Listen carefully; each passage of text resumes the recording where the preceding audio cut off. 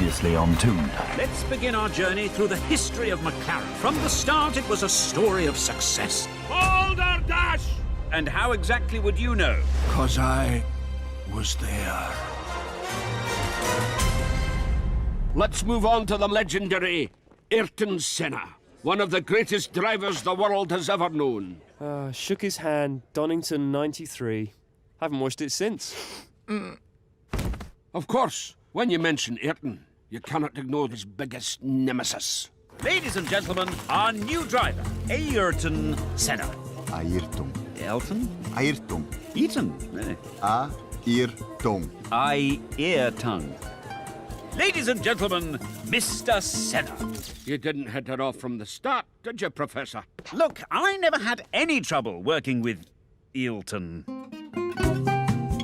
Believe me, we were like chalk and, something chalk goes well with. Cheese. Hello! Now, let me tell you a little bit about driving Formula One cars. You see, in mine, right. Now, my advice would be to take this corner quite carefully. All fast works, two, Aaron? Seem to have a malfunction on the radio. Check that out, would you, chaps? Everyone knew that Senna was more than just a driver. He was a poet. I am designed to win.